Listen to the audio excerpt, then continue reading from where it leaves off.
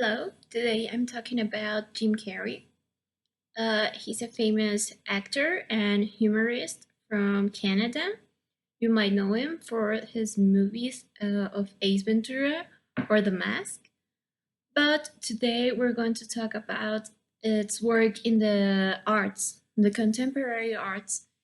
He has been an artist since 2015. He paints and does sculptures. Okay, so he was born in Newmarket, Ontario, the 17th of January of 1962. He's a very famous actor and very well known because he has this facility with gestures and acting, which made him perfect for the comedy.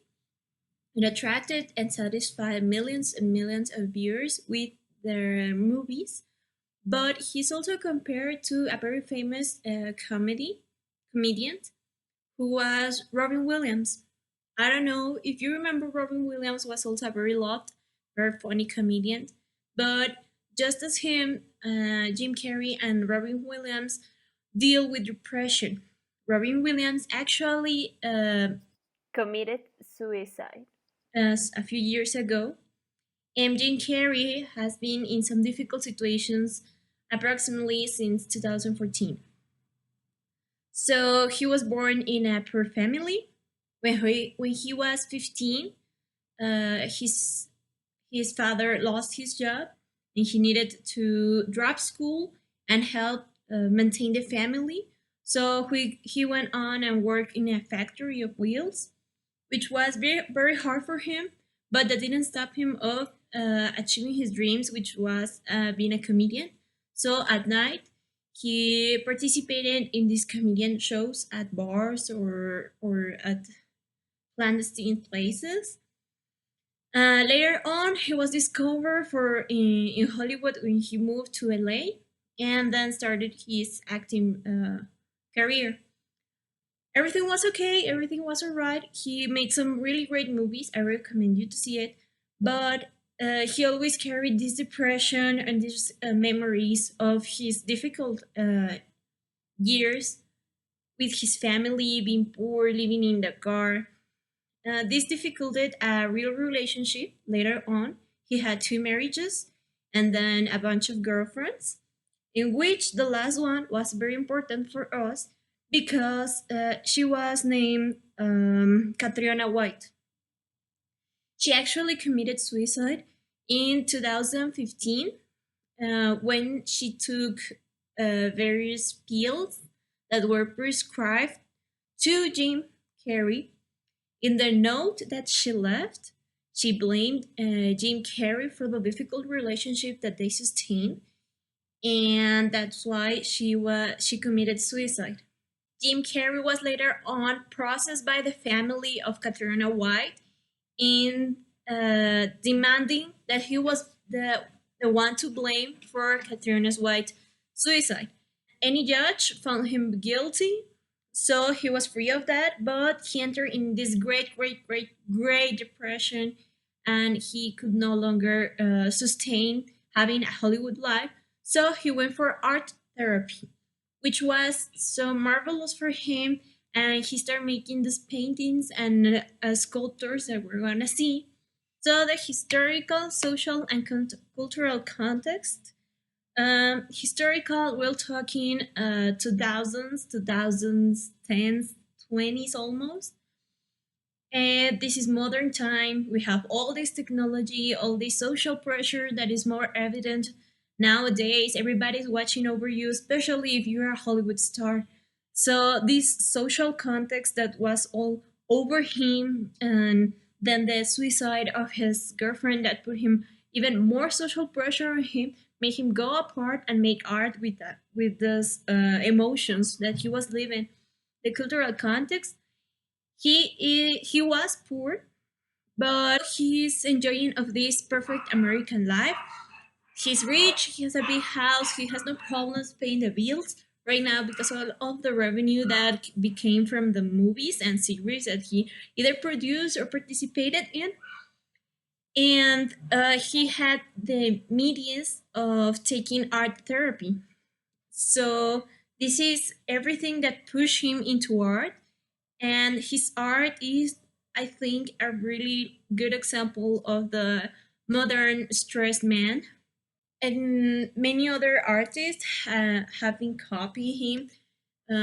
Famous artists that want to do art therapy, like Brad Pitt, like Angelina Jolie, like King West, who see this art as a form of letting out all the stress that the Hollywood life or the normal life or the American life is nowadays putting on the people. And we see it especially on the stars, but it's not just like from very famous stars, but we are going to take us. This is an example.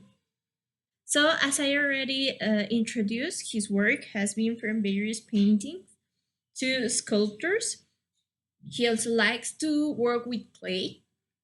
And to understand a little bit more, he let out a clip, a free clip of 6 minutes documentary of how he sees art and how that art helped him get through this very difficult time of his life. I'm gonna quote what he said in his videos. He says, "You can tell what I love by the color of the painting. You can tell my inner life by the darkness in some of them, and you can tell what I want by the brightness in some of them." So I think this is very powerful. You can later see that he has become an actually recognized artist who sells his works, who has exhibitions, and now nowadays, the last few years, he has also get into political criticism with his arts. I'm gonna let you with some of the examples, and I'm gonna let it like some time for you to see, and maybe if you can realize which paintings are the darkness in his life, which paintings are the brightness in his life, and which paintings are just things that he loves or he wants to be. And later on, I'll explain. Stolz fängt es an, ganz klein hört es auf. Das, was ich höre, hörst du das auch? Stolz fängt es an, ganz klein hört es auf. Dein Gesicht in der Mitte vom Rauch. Aus punktgroßen Sternen sickert das Licht einmal durch die Galaxie uns direkt ins Gesicht. Bist von den Füßen bis zu deinem Hals mit Tinte geschmückt. Solange wir beide uns sehen können, verschwinden wir nicht. Du bist Gift, doch gegen dich weiß ich kein Mittel. In the baby one, he recognized that that was a painting that he loves. He has a daughter from the first marriage. It reflects how there are tiny bits of his life that he actually loves, he actually appreciates, and things that are worth immortalizing in a painting. Then you can see that in the second painting, there are all of these reasons and stitches around. It's like immortalizing part of his life that he doesn't like, part of himself that he doesn't like, and that little by little has become him. And later on, in the third painting, you can see colors that are more bright, that are more freedom, and who maybe he wants to be, or the idea in which he wants to grow as a person. Yes, this is a very good artist for me because he has like several styles. I'm gonna leave you with some more of his styles and maybe a little bit more of his sculptures so you can see them. Yeah, this is an underrated artist for me because everybody knows he's an actor, but no, a lot of people knows he's an artist. Finally, I would like to add that the media coverage has not a big impact in the way he works because he already felt the pressure of Hollywood. So he's not affected by whether they like them or not. He's already famous and he uses that famousness to do criticism with his art and maybe to empathize with all his followers to show his art.